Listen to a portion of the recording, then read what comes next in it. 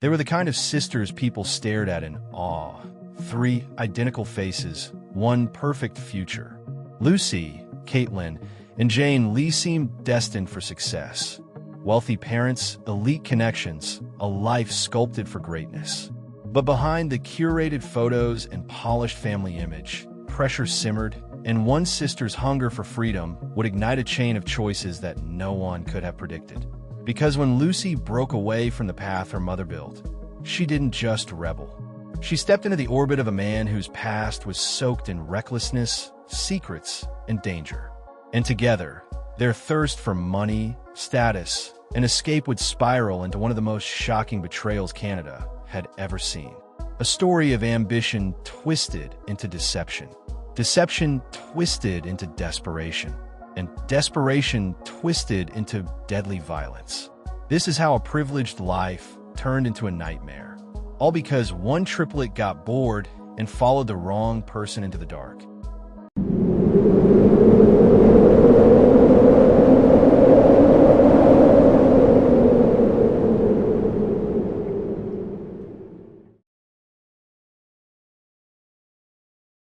Born in 1995 in Shenzhen, China, the three sisters entered the world only minutes apart. Lucy, whose given name was Yun Lu, arriving first, followed by Caitlin and then Jane. When they were still toddlers, their parents made the difficult decision to immigrate to Toronto, Canada, in search of better opportunities. The triplets, however, remained in China, cared for by close relatives until the age of 7. Only after their parents had fully established themselves abroad were the girls finally brought to Canada. Once reunited, the family grew even larger, welcoming a younger brother and sister into the fold. Their father operated a driving school catering to newly arrived Chinese immigrants, and the business did well. But it was their mother, Hong Wei, known to friends and clients as Winnie, who quickly became the true powerhouse of the family.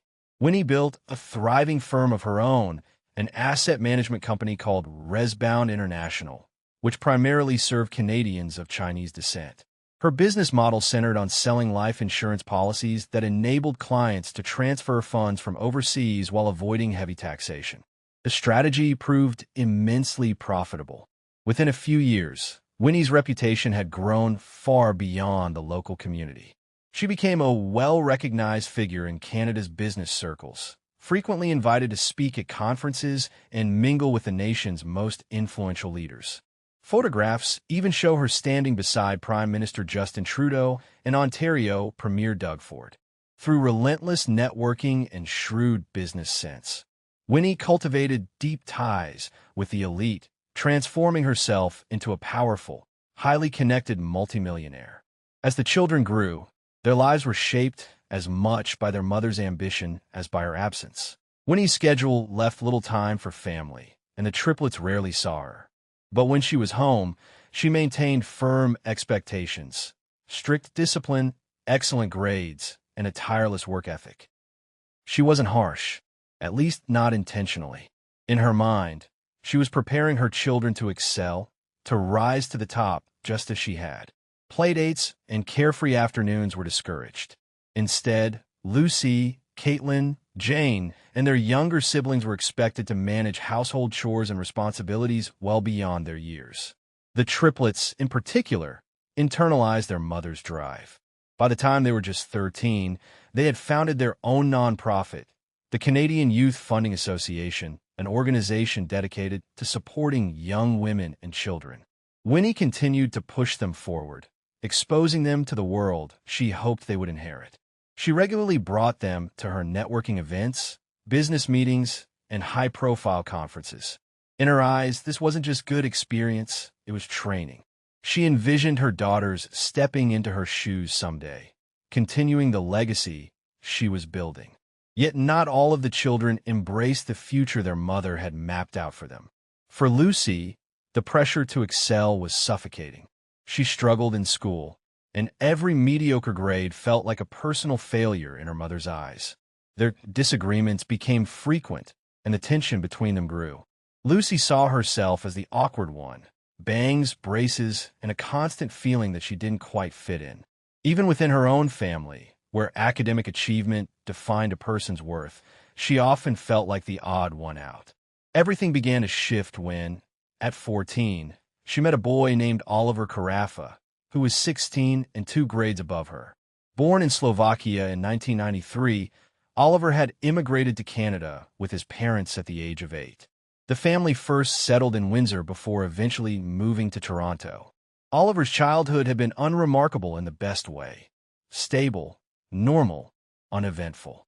He wasn't a model student, but he wasn't a delinquent either.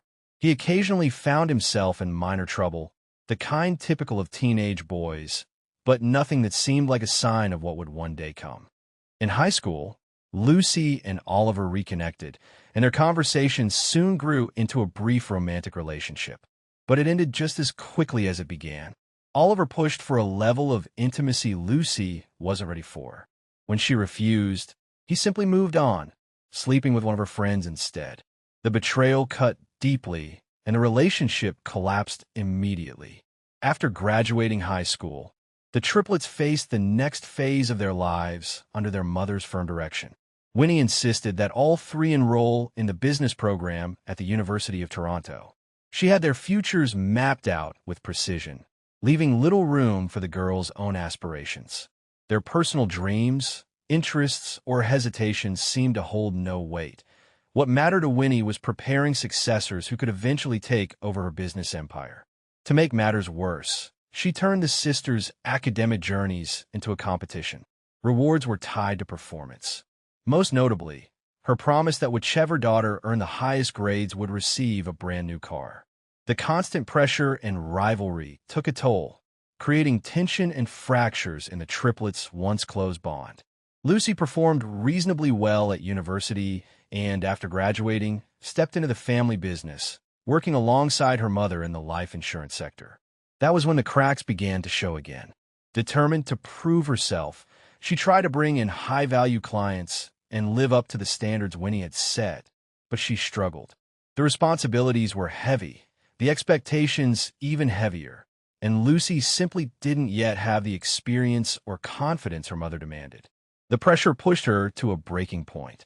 Realizing she couldn't continue down a path that left her overwhelmed and directionless, Lucy asked for a 2-year break from work. Time to travel, explore, and figure out who she was outside of her mother's shadow. Given the family's wealth, the request was feasible. Winnie reluctantly agreed, allowing all three triplets to step away and discover other interests. She promised to financially support them through the hiatus, giving each of the sisters a monthly allowance of several $1,000s. Though Lucy had spent years striving to meet her mother's standards, the truth was she had also been deeply spoiled. Now, with freedom, money, and time on their hands, the Lee triplets set out to decide what to do with their newfound independence. The triplets decided to reinvent themselves as influencers, content creators who shape trends and sway public opinion through social media. They launched profiles across several platforms under the shared username Mia Triplets, curating a polished online persona built around fashion, modeling, and glamour. Their content leaned heavily toward bold, attention-grabbing imagery. The sisters frequently posed in lingerie or swimsuits, often tagging their photos with #SexyTriplets, a hashtag that quickly became their signature. Their coordinated aesthetic and identical looks helped them stand out, and before long, their following grew steadily. On TikTok, they amassed around 60,000 followers and another 40,000 on a secondary platform. Modest numbers by influencer standards, but large enough to give them real visibility. As their presence expanded, brand began taking notice. Companies reached out with offers, sending product for the sisters to feature in exchange for promotion. Their posts earned them between $500 and $1,000 each, giving the triplets a taste of income, attention, and a lifestyle far different from the strict, achievement-driven world they had grown up in. Their new influencer lifestyle opened unexpected doors, especially for Caitlin. She began entering beauty pageants, competing in events such as Miss Toronto, Miss Canada, Miss Intercontinental Canada, and others. Again and again, she placed as a runner-up or finalist, gradually building a reputation in the pageant circuit. Caitlin's rising visibility turned her into a minor local celebrity, and her newfound fame boosted the triplets' overall popularity online. By 2019, Lucy had turned 24, and that year brought a major shift in her life. The boy she had dated briefly in high school, Oliver Carafa, suddenly reappeared. Now 26, he resurfaced after a decade of near silence. But what had his life looked like during those missing years? After finishing high school, Oliver had attempted a career in modeling. For a time, his photos appeared on various agency websites, hinting at potential. But behind the scenes, his life had taken a far darker turn. Most of the years since he'd last seen Lucy were spent behind bars. In 2012, when he was 19, Oliver went out drinking with a friend named David and David's girlfriend. The three mixed different types of alcohol, became heavily intoxicated, and soon found themselves in a state of reckless incoherence, setting the stage for a night that would change everything. Around 2 a.m., David's girlfriend headed home, leaving the two young men to continue drinking. By the time they finally stepped outside, both were severely intoxicated. Despite this, Oliver insisted he could drive. Later tests would show his blood alcohol level was several times over the legal limit. Oliver slid behind the wheel while David took the passenger seat. Neither was in any condition to be on the road. Moments after pulling onto the highway, Oliver accelerated far beyond his safe speed. Disoriented and impaired, he failed to notice an obstacle ahead. In an instant, he lost control of the vehicle. The car veered off the roadway and slammed into a pole with violent force. Witnesses later described the sound of the impact as something like an explosion, so loud and devastating it drew people from nearby buildings. The collision effectively tore the vehicle apart. David's seat belt failed during the crash, and the force threw him from the car. He struck a nearby lamppost and suffered catastrophic injuries, dying instantly at the scene. What should have been an ordinary night out ended in tragedy, one that would change the course of Oliver Carafa's life forever. David had lost his life due to his friend's recklessness and irresponsibility. Remarkably, Oliver survived the crash almost unscathed, sustaining only minor injuries, an outcome authorities later described as nearly impossible given the severity of the accident. When the reality of what had happened sank in, Oliver understood the gravity of his situation. A person had died because of him, and he knew prison was inevitable. His fears were confirmed. He was arrested and charged with driving under the influence causing death. By that time, his parents had returned to Slovakia and were forced to post bail for him. In 2014, Oliver was sentenced to 5 years in prison and received a 15-year driving ban. Yet prison did little to change his ways. He repeatedly got into trouble, engaged in smuggling, and associated with criminally inclined individuals. His conduct led to multiple parole denials, and he ultimately served the full sentence. The parole board later described Oliver as a young man with an abnormal sense of entitlement, someone who seemed to believe that society's rules simply did not apply to him. By 2019, Oliver had served his full sentence and was attempting to rebuild his life. Seeking to reconnect with people from his past, he came across the triplets' social media profile and instantly recognized Lucy, his high school girlfriend. Lucy had changed dramatically. Now a confident model with a modern, attractive look, she immediately caught Oliver's attention. He reached out, and Lucy was thrilled to hear from him. They discovered shared ambitions. Both still dreamed of careers in modeling, and the old chemistry between them reignited. He seemed even more charming and handsome than she remembered. Their relationship progressed quickly. By their second date, Lucy had moved in with Oliver. Her mother, Winnie, was far from pleased. She had always distrusted Oliver, convinced he would be a bad influence and lead her daughter astray. And in this case, her instincts weren't entirely wrong. As a form of leverage, Winnie cut off Lucy's financial support. Until then, she had provided the triplets with several $1,000s each month, but now declared that since Lucy was living independently with her boyfriend, she was fully capable of supporting herself. At first, adjusting to life without her mother's financial support was a challenge for Lucy. Although she and her sisters were earning money through social media advertising, the income had to be divided 3 ways. Used to a life of luxury and never accustomed to limits, Lucy initially struggled with the sudden change. The problem was quickly alleviated when Oliver began earning substantial sums, but through questionable, often illegal, means. After his release from prison, he jumped from one shady business venture to another. His goal was clear: to become a successful entrepreneur, a powerful businessman, and ultimately a multimillionaire.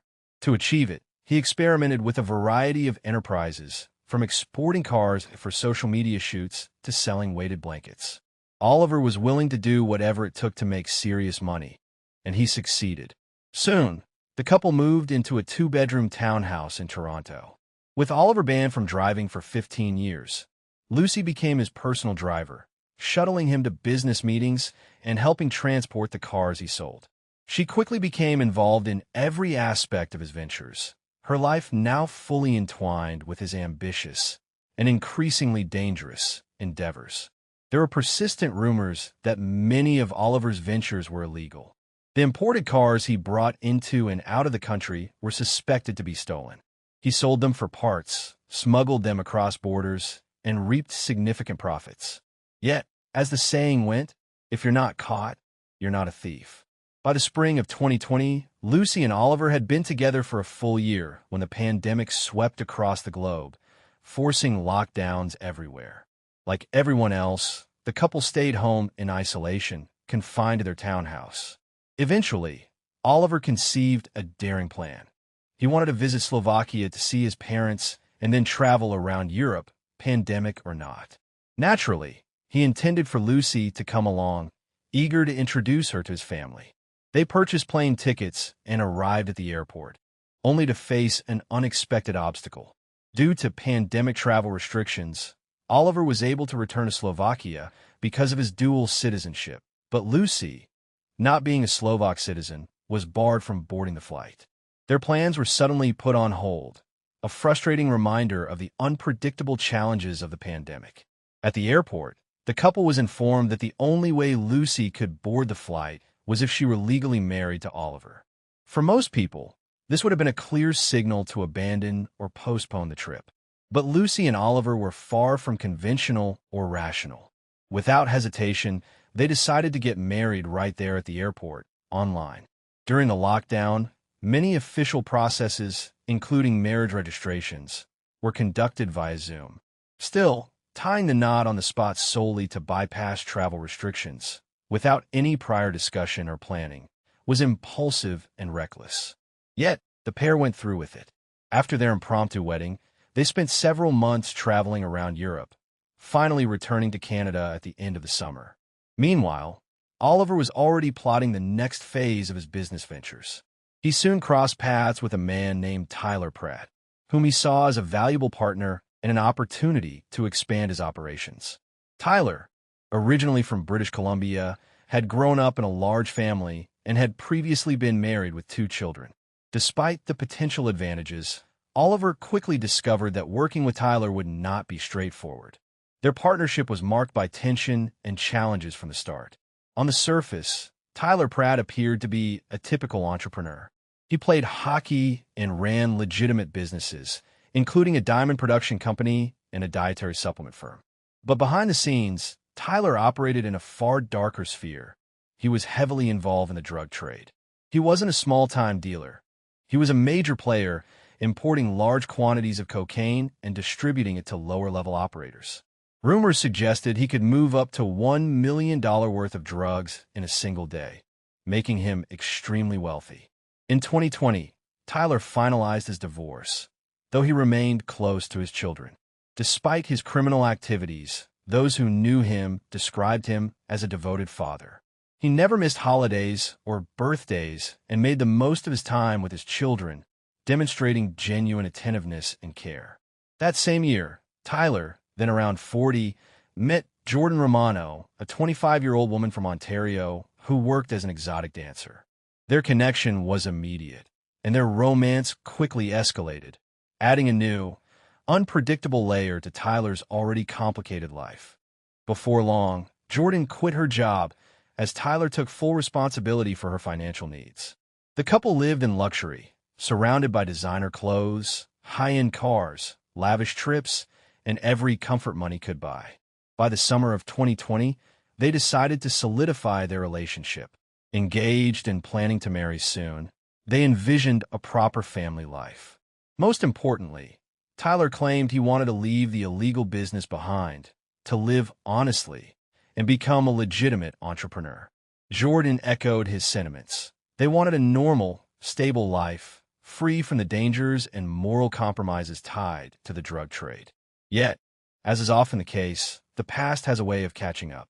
In July 2020, fate brought Tyler face-to-face with Oliver Carafa. Looking for a trustworthy entrepreneur to invest in, Tyler received a recommendation to meet Oliver. The two arranged a business dinner to get acquainted. Charming and persuasive, Oliver spent the evening captivating his new acquaintance. He outlined grand ambitions, assured Tyler that his ventures were entirely legal, and spoke at length about his past successes, painting a vision of opportunity that was difficult to resist. By the end of the dinner, Oliver asked Tyler if he wanted to invest in one of his new ventures. Pratt, impressed by the young man's charisma and apparent accomplishments, was intrigued. Enthralled by the vision of a legitimate business, he agreed to invest $170,000 on the spot, even though he had no clear idea what the venture entailed. In reality, Oliver had fabricated the entire business to secure Tyler's money. Excited by his success, he returned home to Lucy and tasked her with coming up with a business idea to invest the funds. As Oliver tossed around possibilities, a chilling thought took shape. Drawing on his Eastern European roots, he considered recruiting young women from the region and finding clients for them in Canada. In other words, he planned to funnel Tyler's investment into a covert and morally reprehensible operation, something Tyler, if he knew the truth, would almost certainly never approve. Despite this, Oliver shared the plan with Lucy, dragging her deeper into the shadowy world he was plotting. Fortunately, Lucy had enough sense to talk her husband down from the disastrous idea, telling him it was the dumbest plan he had ever come up with. Taking her advice, Oliver shifted focus and decided to start a business selling personal protective equipment, items in high demand during the pandemic, such as masks, gloves, and goggles used by hospital staff and everyday citizens alike. Oliver's strategy was straightforward: buy essential supplies at low prices and sell them at a steep markup, capitalizing on the market frenzy to turn a substantial profit. Confident in the plan, he presented it to Tyler, highlighting all the advantages and potential gains. Tyler was ecstatic, convinced Oliver had stumbled onto a lucrative opportunity. By the end of their discussion, Pratt already considered Carafa a close friend and trusted business partner. Behind the scenes, however, the picture was more complicated. Lucy and Jordan, Tyler's fiancée, had also struck up a friendship, spending considerable time together. Their growing bond added an unexpected layer to the intertwined personal and professional dynamics among the four. The two couples began spending more and more time together, frequently visiting each other's homes. Tyler was smitten with his new business partner and often showered Oliver with expensive gifts, including luxury jewelry for his birthday. They dined together regularly, shared meals, and even started planning a joint vacation in Italy. During one of their conversations, Oliver told Tyler that the business was booming. They were allegedly selling personal protective equipment by the truckload. Profits, he said, were pouring in, but he needed additional capital to expand shipments. Eager to support an honest investment, Tyler didn't hesitate to provide another $470,000, trusting Oliver completely. All of these transactions were informal, conducted verbally without contracts or documentation. Money was exchanged casually, often over dinner, and Tyler assumed everything was above board. He was nearly certain, 99% confident, that his new partner was trustworthy. Even Lucy, deeply involved in Oliver's ventures, didn't question the flow of funds. She believed that every dollar was being invested in PP, destined to be shipped to Europe as planned. No one had any idea of what Oliver was truly doing with the money. A few months later, Tyler began pressing for answers. He wanted to know when he would see a return on his investment and where his share of the profits was. Oliver reassured him, claiming the money was tied up in Europe and not easily accessible. To make his story more convincing, he showed Tyler bank statements from European accounts, one allegedly holding 12 million euros, and insisted that 3 million euros of that sum was guaranteed for Pratt. This seemed to put Tyler at ease, but it was all a lie. The accounts Oliver presented were completely fabricated. There was no 12 million euros, and the fate of the 640,000 euro Tyler had invested remains unknown. Whether the personal protective equipment business truly existed or ever generated revenue is also unclear. No reports or media coverage confirm its operations. One thing, however, is certain. At some point, Oliver lost all the money, or perhaps the entire venture had been nothing more than an elaborate scam from the very beginning.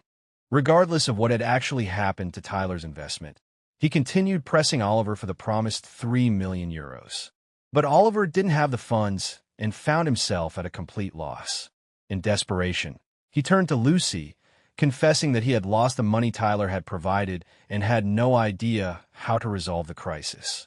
Lucy suggested a temporary solution to buy time. She wrote a check in Tyler's name for $1.5 million, claiming the funds could be withdrawn from her mother's account. She reassured Oliver that Winnie wouldn't even notice the missing money. The plan, Lucy believed, would placate Tyler long enough to give them room to devise a real solution. In the end, the check was never cashed. When more funds are needed, they hatched another scheme. Having spent years working at her mother's insurance company, Lucy understood the mechanics of the business.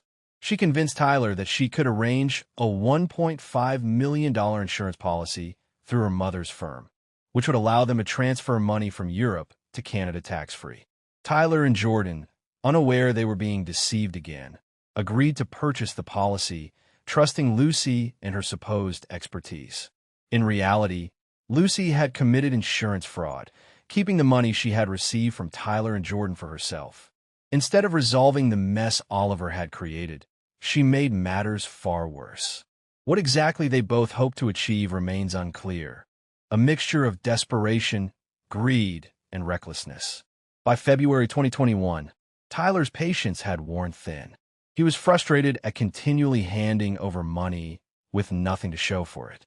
The insurance policy he had purchased from Lucy, intended to expedite the transfer of funds from Europe, had produced no results whatsoever. Slowly, he realized that Oliver and Lucy were simply stalling. Tyler issued a stern warning. If the money didn't appear by March 1st, there would be serious consequences. Panic set in for Oliver. He knew about Tyler's connections in the illegal trade and feared the dangerous implications. Once again, he turned to Lucy for guidance, desperate for a plan to extricate them from the escalating crisis. The couple racked their brains, desperate to figure out a way out of the escalating situation. They didn't have enough money to repay Tyler, and fear the consequences weighed heavily on them. That's when Oliver and Lucy made a chilling decision. They decided to end the problem once and for all. On February 28, 2021, just one day before Tyler's March 1st deadline, Oliver invited his partner and fiancé to a business meeting. He presented it as a discussion about a new venture, legally growing marijuana. Oliver claimed to have secured a large warehouse in an industrial park, the perfect site for the business. He outlined a detailed business plan and promised Tyler that the venture would generate substantial profits. To make the meeting seem legitimate, Oliver insisted that he had already arranged everything with a realtor. Tyler, intrigued and completely unaware of the deception, agreed to attend, trusting his partner entirely. In reality, there was no realtor, no warehouse, and no business plan. It was all part of the sinister trap. In truth, Oliver had lured Tyler to the warehouse for a far more sinister purpose. Earlier that day, he had purchased a white Audi Q5 from a friend for cash. Officially, there was no connection between the car and him. To further obscure their tracks, Lucy acquired a SIM card registered to one of her friends. In the days leading up to February 28, 2021, Oliver and Lucy exchanged a series of messages, discussing Tyler and his fiancée, Jordan, as well as the grim plan they intended to carry out on the final day of winter. They even attempted to encrypt their conversations to avoid detection. On the day of the meeting, Oliver used the borrowed SIM card to text Tyler, claiming that he and Lucy were just 10 minutes away from the warehouse. Meanwhile, The couple drove the white Audi to the empty hangar, turning into a secluded corner and hiding the car in a small dead end. Lucy, who was driving, wore a light-colored wig as a disguise, in case the vehicle was captured on surveillance cameras. Shortly after, Tyler and Jordan arrived at the warehouse in their Range Rover, pulling into the parking lot behind the building where they believed they were meeting the realtor. Everything appeared normal on the surface, but a deadly trap had already been set, and that's when the tense, unsettling events began to unfold. Tyler stepped out of his Range Rover, immediately confused by the unfamiliar vehicle Oliver had arrived in, and by the fact that Lucy was wearing a blonde wig. He asked Oliver about the realtor they were supposed to meet, trying to make sense of the situation. While the men spoke near their cars, Lucy slipped into the Range Rover with Jordan, attempting to distract her with casual conversation. But Jordan, though polite, was uneasy. She had expected a quick inspection of the warehouse, followed by a visit to a restaurant for a bite to eat. Jordan had dressed appropriately for the occasion, a light beige sweater and high-heeled designer shoes. Lucy, by contrast, looked completely out of place. Her usual stylish, glamorous appearance had been replaced by old sweatpants and a suspicious wig. The contrast was jarring, and Jordan couldn't shake the feeling that something was very wrong. Adding to the tension, Jordan had recently discovered that she and Tyler were expecting a baby, which made the strange behavior around her all the more alarming. Jordan was 13 weeks pregnant, a fact well known to their friends, which made the events that followed all the more horrifying. Suddenly, Lucy stopped mid-sentence, opened the Range Rover's door, and jumped out onto the street. In that instant, Jordan looked up and saw Oliver pointing a gun directly at Tyler's face. While Lucy continued to distract her with idle chatter, Oliver held Tyler at gunpoint. Before Jordan could react, Oliver turned the weapon on her and fired several times. The first two shots missed, striking the vehicle instead.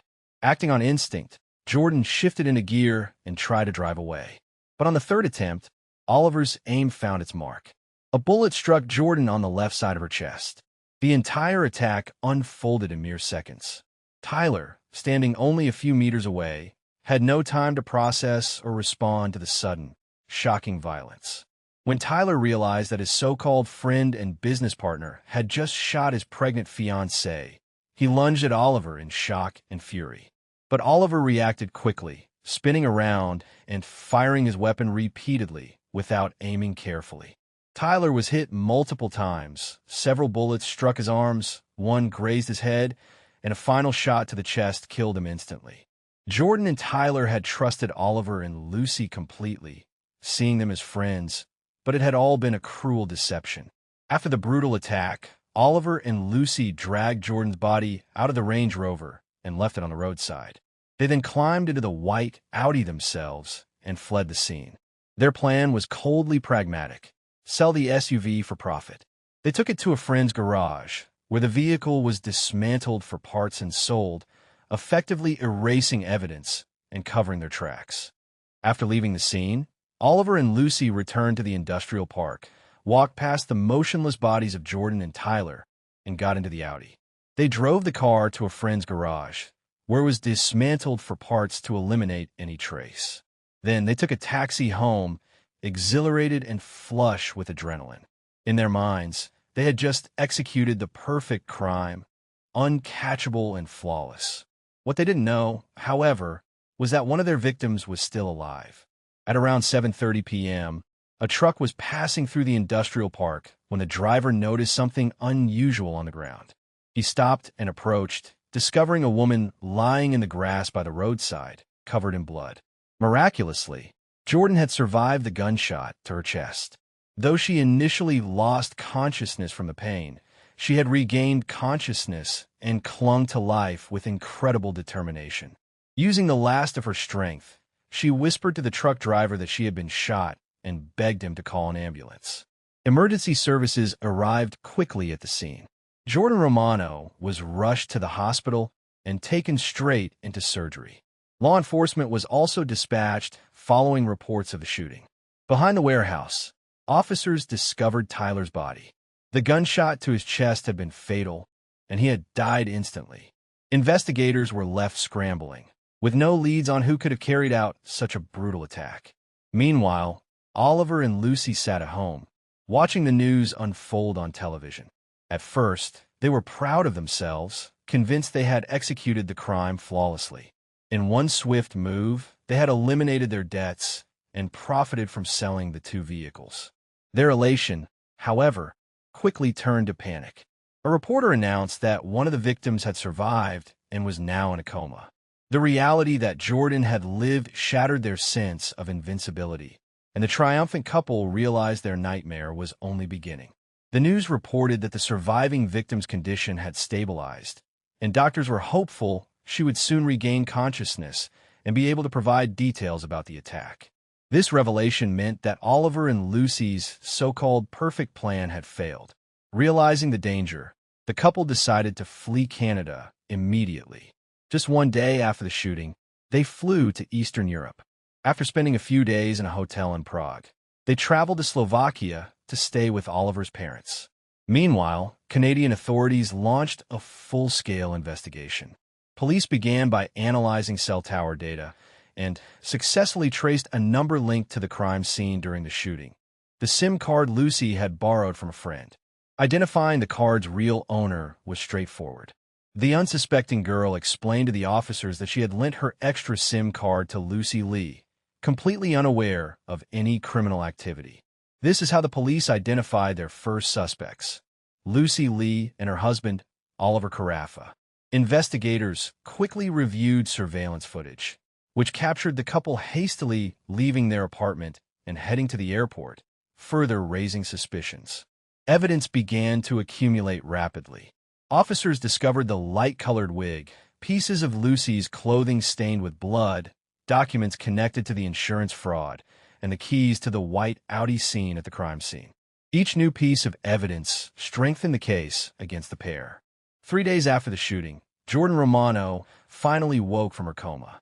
Disoriented and confused, she had no immediate understanding of what had happened. Police officers had the heartbreaking task of informing her that she had not only lost her fiancé, but also her unborn child. As she gradually regained her memory, Jordan worked tirelessly to recall the events of that tragic day. Meanwhile, authorities issued an international arrest warrant for 28-year-old Oliver and 25-year-old Lucy, who had already fled the country. According to law enforcement, the couple initially stayed in Slovakia with Oliver's parents, then spent some time in the Czech Republic before finally disappearing in Budapest, Hungary. Back in Canada, Lucy's mother, a prominent entrepreneur, addressed the media. She expressed shock, alarm, and bewilderment over her daughter's involvement in the tragedy, publicly urging Lucy to cooperate with the authorities. Oliver Carafa's parents, however, responded very differently. Upon learning their son and daughter-in-law were wanted for a serious crime, Oliver's father paid €250,000 to individuals who could hide the couple and provide them with new identification documents. This is how Oliver and Lucy ended up in Hungary, where they remained in hiding for 2 months, until law enforcement finally tracked them down. The couple was arrested and placed in a holding cell, their attempt to escape justice finally at an end. Now, the couple faced a lengthy extradition process back to Canada. Oliver protested, insisting he should be returned to his native Slovakia instead. Lucy, meanwhile, spent several days in a Hungarian prison and complained relentlessly, insisting it was far from a 5-star hotel. She griped about the hard bed, the plain clothes provided, the tasteless food, and the drab environment, demanding to be sent back to Canada immediately. When authorities finally agreed to her return, Lucy threw a tantrum over her economy class seat, insisting she be allowed to fly first class. After all, her mother could easily afford a more comfortable trip. Her audacity and sense of entitlement were staggering. Upon arrival in Canada, Lucy was taken directly from the plane to the police station for questioning. She refused to answer any questions, claiming that her mother and lawyer had instructed her not to speak. It was clear she believed her mother's wealth could shield her from prosecution. Lucy confidently maintained that she was not guilty of anything, claiming she had no knowledge of Oliver's financial dealings or business schemes. Both Oliver and Lucy were set bail at $2.7 million, a stark reminder that their privileged lifestyles could not protect them from the legal consequences of their actions. Lucy's mother immediately paid the full bail amount, and the girl was released pending trial. However, she later violated the conditions of her bail, resulting in her being taken back into custody. Oliver, after being extradited to Canada, was denied bail entirely and spent 2 years in prison awaiting trial.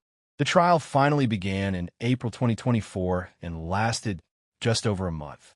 Sitting in the dock, Lucy spun a convoluted and elaborate story, claiming she had been forced to endure suffering at the hands of her husband. She accused Oliver of every conceivable wrongdoing in an attempt to deflect blame from herself. Lucy also tried to establish an alibi, insisting she had spent the entire day with her family, though no family member could verify her claim. Oliver, her husband and accomplice, refused to testify. In the end, the jury found both Oliver and Lucy guilty on all charges. They were each sentenced to life imprisonment, with the possibility of parole after 25 years. Thanks for listening to Bleak True Crime. If you're fascinated by real-life mysteries and chilling cases from around the world, explore our channel for more in-depth true crime stories. Hit subscribe so you don't miss our next gripping investigation.